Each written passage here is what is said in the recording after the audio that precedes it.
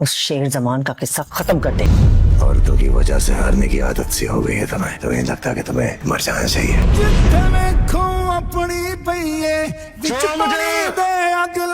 رئیس شاہ زمان بھلے اب اس دنیا میں نہیں ہے لیکن میں بھی زندہ ہوں، شیر ابھی زندہ ہے۔ آپ فجر سے کہنا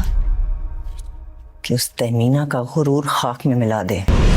تہمینہ کا غرور اور اس جن کی جان والے طوطے کی زندگی اس وقت آپ کی بیٹی کے دو پوروں کے درمیان ہے۔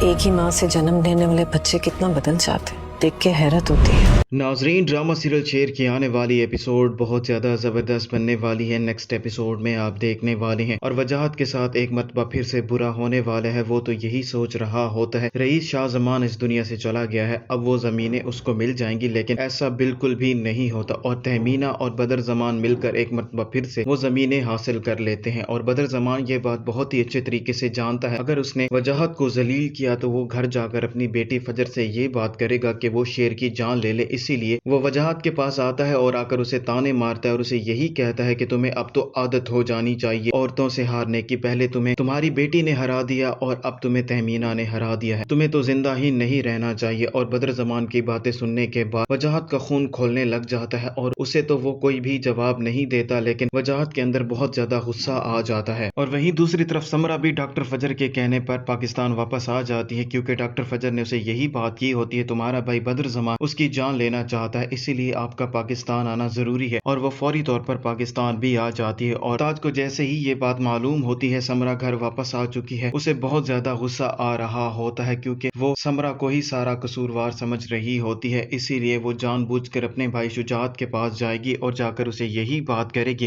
تہمینہ بہت زیادہ غرور کرتی ہے اور اس کا غرور کوئی اور نہیں بلکہ اس کا بیٹا شیر ہی ہے، اور مجھے یہ بات معلوم ہوئی ہے ڈاکٹر فجر ہی شیر کا ٹریٹمنٹ کر رہی ہے۔ اگر تم اپنی بیٹی فجر کو اس بات پر راضی کر لو کہ وہ شیر کی جان لے لے تو تہمینہ کا غرور بھی خاک میں مل جائے گا، تو پھر وہ زمینیں بھی تہمینہ کے کسی کام کی نہیں رہیں گی اور وہ زمینیں بھی ہمیں مل جائیں گی۔ اور وجاہت یہی بات سوچنے پر مجبور ہو جائے گا اور ڈاکٹر فجر سمرہ کو فون کرتی ہے اور اسے ساری حقیقت بتاتی ہے کہ اس کے بھتیجے شیر کی جان کو خطرہ ہے، اسی لیے ان کو پاکستان آنا ہوگا۔ اور جیسے ہی یہ بات سنتی ہے وہ فوری طور پر پاکستان آ جاتی ہے، اور جیسے ہی سمرہ پاکستان آتی ہے تاج کو یہ بات بالکل بھی پسند نہیں آ رہی ہوتی اور وہ بہت زیادہ پریشان بھی ہوتی ہے، کیونکہ کی جان لینے پر اور کوئی نہیں بلکہ اس کا اپنا سگا چاچا ہی تلا ہوا ہوتا ہے، اسی لیے وہ فجر سے یہی بات کر رہی ہوتی ہے۔ رئیس زمان اور بدر زمان دونوں ایک ہی ماں کے بیٹے ہیں اور دونوں میں بہت زیادہ فرق بھی ہے، اور بدر زمان ہمیشہ ہی دولت کے پیچھے پڑا رہتا ہے، اور بدر زمان یہ بالکل بھی نہیں چاہتا کہ شیر کی جان چلی جائے۔ اگر شیر کی جان چلی جائے گی تو اس کی ساری جائیداد ٹرسٹ کو چلی جائے گی، اور بدر زمان ایسا بالکل بھی نہیں ہونے دینا چاہتا۔